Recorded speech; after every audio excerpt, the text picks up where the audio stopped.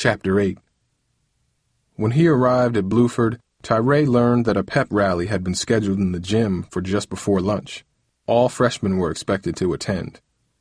Tyray didn't mind such events during football season when he got to attend as an athlete, but this pep rally was for winter sports.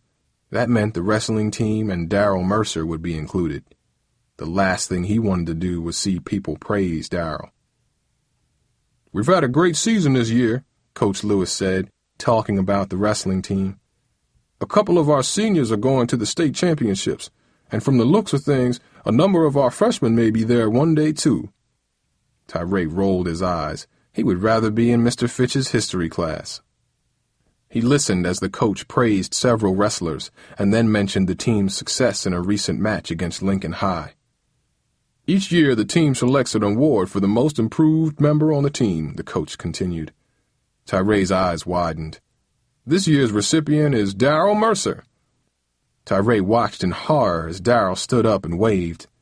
Many kids in the bleachers clapped loudly, and a few even chanted, "Darrell! Darrell!"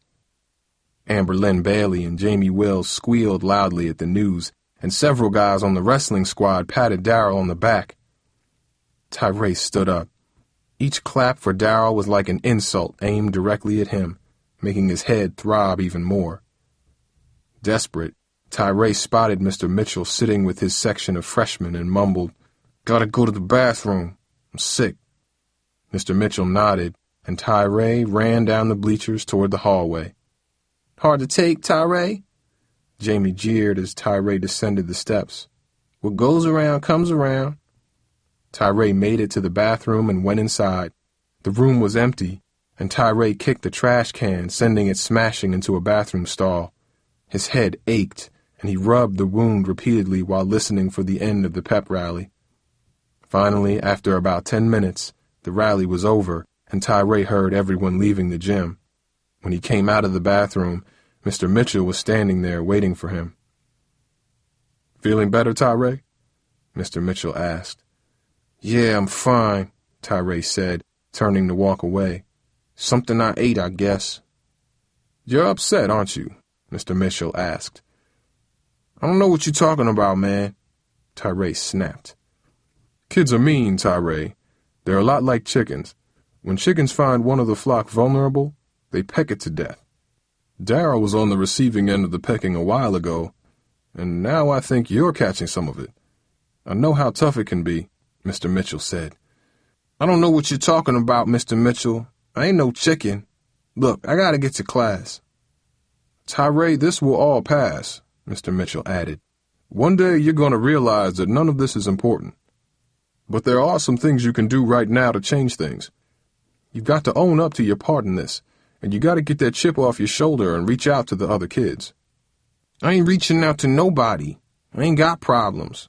Don't waste time on me, Mr. Mitchell," Tyray insisted, walking away from the teacher. At lunchtime, Tyray approached Lark in the cafeteria. She glanced up at him and then turned away. Tyray wondered what he would say if she asked him about the money. Would she give him more money if he asked for it? "Hi, Lark," he said, sitting next to her. "Girl, you look good today." Lark opened her can of soda but said nothing. She avoided eye contact with him. "Yesterday, I went with my friend Livy to see her grandma in the nursing home where your mom works," she said. "Livy's grandma is pretty sick." "Too bad," Tyray said, trying to figure out what Lark had to say. Lark raised her gaze and looked right at him. "Your mom was there, Tyray. We got into a conversation about birthdays. Of course, I kept the necklace a secret. She told me she just celebrated her birthday 2 months ago," Lark said, taking a deep breath. "Have you been lying to me just to get my money?" she asked, tears in her eyes. Tyray's heart sank. He glanced down to escape her gaze. I didn't really get her anything nice, so I thought I'd give it to her as a late present as soon as I could afford it," he explained. "That's not what you told me before," Lark said, shaking her head, a look of disappointment on her face. You said you wanted to get it for her this year. You acted like you had to get it soon. I told your mom we're friends at school, and she seemed real glad about that. I asked how your sick aunt was doing, and she said there wasn't anyone in her family that was sick. I didn't say anything else, 'cause I didn't want to get you in trouble." "She's lying," Tyray blurted out awkwardly. "Mom's like that. She don't like people knowing her business." "No, Tyray. I think you're the one who's lying," Lark replied. "Everyone kept telling me not to trust you, but I didn't listen. I kept hoping that they were wrong, that you were different from what they said. Well, I guess I was the one who was wrong." Tyray's mind spun wildly as he searched for something to say. Okay. Do you really want the truth? The truth is that I was embarrassed to tell you why I needed the money," Tyray said, thinking quickly. Lark's eyes widened. "What is it?" "I owe some guys a lot of money, and they said they're going to hurt me if I don't pay. They did this to me last night," Tyray insisted, bending forward to show her the gash on the back of his head. "I still got to get $50 or they're going to hurt me again. I didn't want to admit that to you." "Tyray, they can't get away with something like that," Lark said. "You have to go to the principal and tell her what's happening." "No, you don't understand. The principal hates me. She's just looking for a reason to kick me out of Bluford," Tyray said. "Well, go to Mr. Mitchell. He'll help you. He's great about helping kids with problems," Lark suggested. "Baby, you don't get it. If I bring anyone else into this, those guys are going to make it worse for me. All I can do is pay them off. That's why I asked you for the money. You're my only hope." "Tyray, I can't keep giving you money. I already gave you everything I had. I believed you when you told me about your mom's present, and you were lying to me. How can I be sure that you're not lying to me right now? I don't know what to do." Lark's eyes began to water, and she wiped them with her fingers. "Just walk away then," Tyray said bitterly, surprised at how much Lark's tears bothered him. "That's what everybody does. No reason you should be different." "Tyray!" Lark sobbed. He glanced up to see Jamie Wills coming toward them. Passing Tyray in icy silence, Jamie rushed to Lark's side and put her hand on her friend's shoulder. "Come over and eat with us, Lark. You don't have to stay here." Lark got up slowly. "Me and Amber Lynn are going to go to the mall after school. My sister is driving us. We want you to come too, Lark," Jamie said as they walked away. "You need to mind your own business," Tyray snapped at Jamie. "My friend is my business," Jamie shot back. "And it's my business when she gets mixed up with losers like you." Jamie pulled Lark to a table on the far side of the cafeteria, where Amber Lynn was sitting. Tyray knew by the look on Lark's face that she was confused. As he watched her wipe tears from her eyes, he experienced a twinge of guilt. Tyray looked around and realized he was completely alone in the middle of the crowded cafeteria. "So this is how it's going to be from now on," he concluded.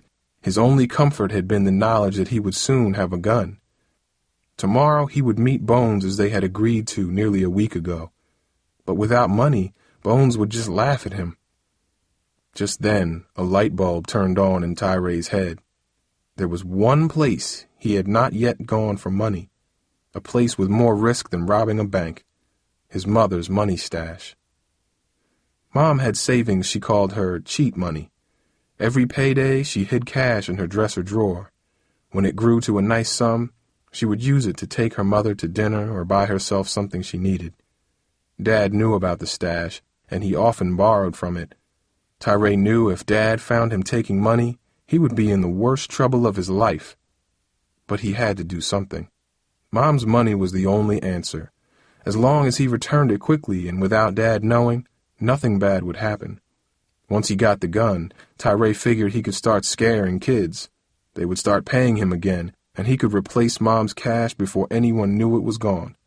By then, everything would return to normal. As soon as his final class ended, Tyray sprinted from Bluford, rushing to arrive home before his mother.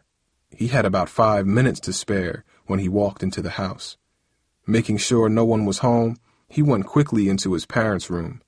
He cautiously opened the drawer and found the cheat money hidden between 2 folded shirts. Tyray counted $120. He took out $50 and carefully arranged the clothes in the exact position he had found them. Unless Mom looked for the money immediately, there would be no way she would know what he had done. Tyray's hands shook as he folded the bills and shoved them deep into the pocket of his jeans. Immediately, he felt dirty. He had done many bad things in his life that did not bother him, but this was different. He had never stolen anything from his mother. Struggling to push the guilt from his mind, Tyray focused his thoughts on the gun. "My gun is going to change everything," he whispered to himself, quietly fighting the images of Lark and his mother, which gently haunted him in the darkened bedroom. When Tyray went to bed that night, he slept fitfully, tossing every few hours, unable to get comfortable. At one point, he dreamt of Lark's face. Tears were in her eyes. To his horror, Tyray realized she was sitting alone in a church pew, crying. Before her was a coffin, and in it Tyray saw his own body, a gun resting on his chest.